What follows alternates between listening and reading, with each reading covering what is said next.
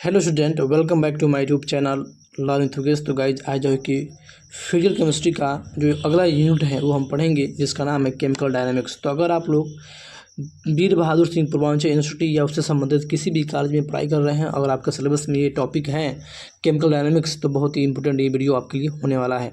साथ ही साथ गाइज अगर आप लोग किसी भी भारत की यूनिवर्सिटी में पढ़ाई कर रहे हैं तो आपके सिलेबस में भी अगर ये टॉपिक पाया जाता है, यह टॉपिक है जिसका नाम है केमिकल डायनामिक्स, तो आपके लिए भी जो है वीडियो बहुत ही इंपॉर्टेंट होने वाला है, क्योंकि इसके अंतर्गत जो है जितनी भी टॉपिक है उसका जो नोट्स है मैं प्रोवाइड करूंगा आपको बेसिक तरीके से समझाते हुए।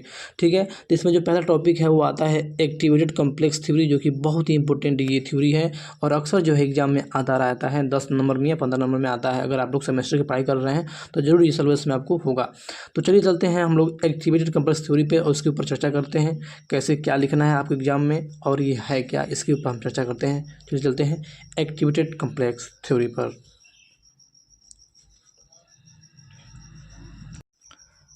तो स्टूडेंट हम लोग आ चुके हैं टॉपिक, जो हमारा टॉपिक है एक्टिवेटेड कॉम्प्लेक्स थ्योरी, इसके ऊपर बात करेंगे, जो कि मैं लिखा हुई मेरा खुद का नोट्स है, explain activated complex theory of by molecular reaction. तो ये जो एग्जाम में बहुत बार आता है और आएगा भी, आप लोग इसको ध्यान से देखिएगा। अगर आप लोग इसको एक बार पढ़ेंगे तो आपको बेसिक तरीके से याद हो जाएगा। तो आप लोग इस वीडियो को लास्ट तक देखिएगा, बहुत ही आसान है, थोड़ा सा लॉन्ग है लेकिन बहुत ही आसान है। ये अगर अक्सर जो है कि 10 या 15 नंबर में एग्जाम में आता रहता है। ठीक है, तो देखिए यहाँ पे जो है एक्टिवेटेड कॉम्प्लेक्स थ्योरी क्या कहती है कि पहले सबसे पहले बात करेंगे इसने दिया किसने। तो this theory was developed by Irving and Polanyi in 1935 में इस थ्योरी को दिया गया था। This theory is also known as transition state theory और एब्सोल्यूट रिएक्शन रेट थ्योरी। इस थ्योरी को जो है कि हम ट्रांजिशन स्टेट थ्योरी के नाम से भी जानते हैं और साथ ही साथ एब्सोल्यूट रिएक्शन रेट थ्योरी के भी नाम से हम जानते हैं। तो इसके कुछ पोस्टुलेट है गाइज। पोस्टुलेट क्या है, पहला हम बात करते हैं कि the reactive molecules form an approach each other and there is a continuous change in bond distance. कह रहा है कि जो रिएक्टिव मॉलिक्यूल्स होते हैं वह एक दूसरे से अप्रोच करते हैं और जो है कि कॉन्टिन्यूअस जो है कि बॉन्ड डिस्टेंस में चेंज आता रहता है। इसकी पहली जो है पोस्टुलेट के बारे में बात हो गया। दूसरी यहाँ पर देख सकते हैं आप लोग, यहाँ पर लिखा है the reacting molecules form an activated complex. तो गाइस जो रिएक्टिंग मॉलिक्यूल्स होते हैं वह एक्टिवेटेड कॉम्प्लेक्स को फॉर्मेशन करते हैं, विच इज इन इक्विलिब्रियम, जो इक्विलिब्रियम रहता है विथ द रिएक्टेंट, रिएक्टेंट के साथ जो है कि इक्विलिब्रियम में रहता है। तो ये दूसरा हमारा जो है पोस्टुलेट हो गया। थर्ड जो पोस्टुलेट है बहुत ही इसका जो लैंग्वेज बहुत आसान है, आप देख सकते हैं।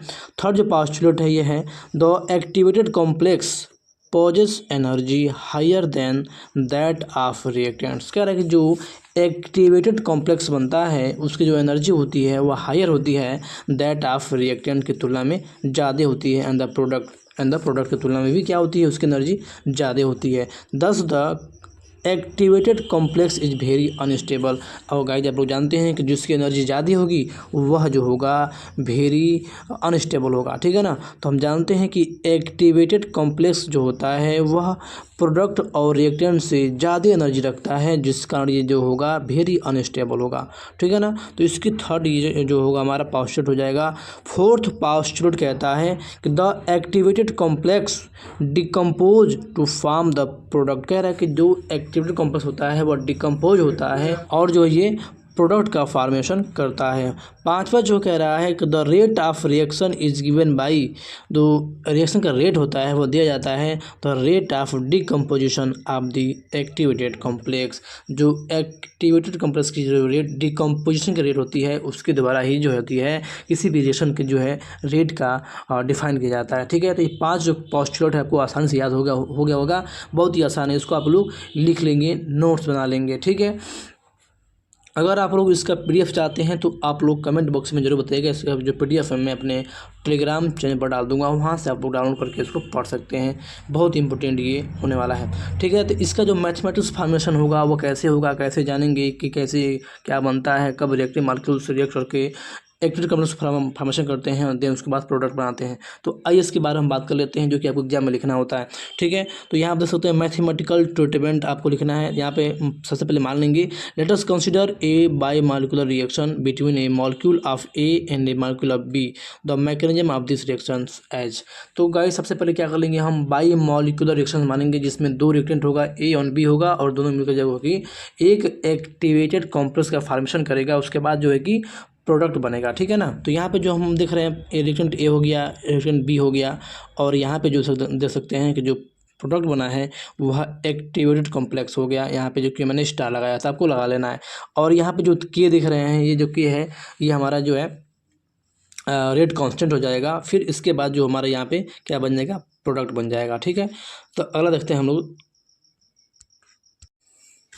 तो गाइस यहाँ पे देख सकते हैं कि वेयर के is star is the equilibrium constant for the formation of activated complex and के इज द रेट कांस्टेंट। तो गाइस अभी अब मैंने आपको दिखाया था कि अगर ये रिएक्टेंट ए है, बी है, और यहाँ पे क्या बन रहा था हमारा, यहाँ पे रेट कांस्टेंट के स्टार था यहाँ पे, और यहाँ पे जो बना था एक्स स्टार जो कि एक्टिवेटेड कॉम्प्लेक्स था, उसके बाद यहाँ पे के और यहाँ पे था प्रोडक्ट, ठीक है। तो ये जो देख रहे हैं के स्टार, यही जो होता है इक्विलिब्रियम कांस्टेंट होता है, ठीक है, for the formation of activated complex के लिए ये क्या होता है, इक्विलिब्रियम कांस्टेंट होता है। जबकि के जो होता है, यह जो होता है रेट कांस्टेंट होता है for the formation of product, ठीक है। तो कैसे लिखते हैं इसको, आइए देखते हैं। यहाँ पे देखिए द इक्विलिब्रियम कांस्टेंट के स्टार इज गिवन बाई, कैसे देते हैं, जो बना है प्रोडक्ट एक्स स्टार और जो दिया रहा है रिएक्टेंट ए और बी, तो ये ठीक है ना। तो X star upon A B हो जाएगा ये हमारा। फिर यहाँ पे अगर निकालेंगे यहाँ से एक्स स्टार का मान निकालेंगे, मतलब एक्टिवेटेड कॉम्प्लेक्स की जो वैल्यू निकालेंगे वह निकल के आएगा के स्टार, इसको यहाँ भेज देंगे तो के स्टार ए बी हमारा यहाँ पे बन जाएगा, और ये हो जाएगा पहला इक्वेशन हो जाएगा, ठीक है। यहाँ तक आपको समझ में आ गया होगा। थोड़ी सी जो वीडियो है लॉन्ग होगी, लेकिन बहुत ही सिंपल है गाइज। एक बार इसको लिखेंगे और पढ़ेंगे तो आपको बेसिक तरह से याद हो जाएगा, ठीक है ना। तो अगर आप लोग चैनल पर नए हैं तो चैनल को सब्सक्राइब करके बेल आइकन को प्रेस कर लीजिएगा, और साथ ही साथ जो है कि कमेंट बॉक्स में जरूर आप लोग कमेंट करिएगा कि ये वीडियो कैसे लगी आपको, ठीक है। आगे देखते हैं। आगे यहाँ पे देख सकते हैं कि लिखा है अकॉर्डिंग टू दिस थ्योरी के अनुसार जो है D x upon D T जो होगा ये क्या होगा, concentration of activated complex rate of composition of activated complex, ठीक है।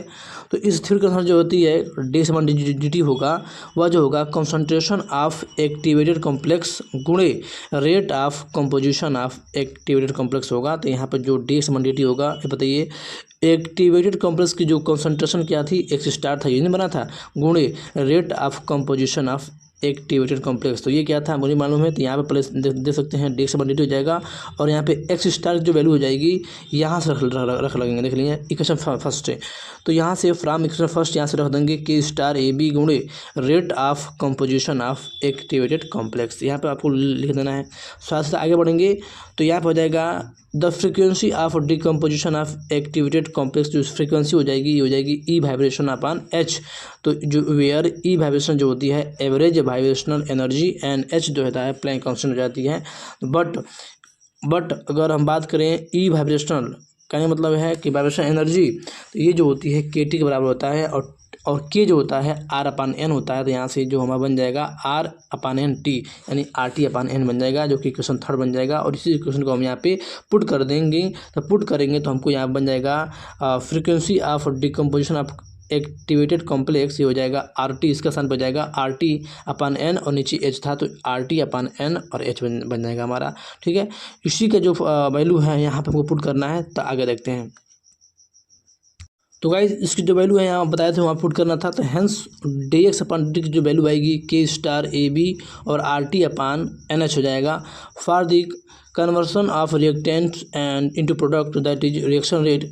डी एक्स अपान डी टी जो होता है के ए बी होता है, भाई जो प्रोडक्ट बना था हमारा उसकी जो वैल्यू निकालेंगे D x upon D T होगा के ए बी हो जाएगा, और यहाँ से जो है कि D x upon D T की जो वैल्यू है यहाँ से रख लेंगे, ये रख लेंगे, तो ये हो जाएगा हमारा के ए बी, ये वाला के ए बी, और इधर जो होगा ये वाला K star A B R T upon N H, और ए बी से भी यहाँ पर काट देंगे हम, और यहाँ पर जो वैल्यू के निकल के आएगी, के की वैल्यू जो निकल के आएगी ये आएगी के star are T upon N H, R T upon N H, और यहाँ पे के स्टार आएगा, तो ये हमारा बन जाएगा, ठीक है।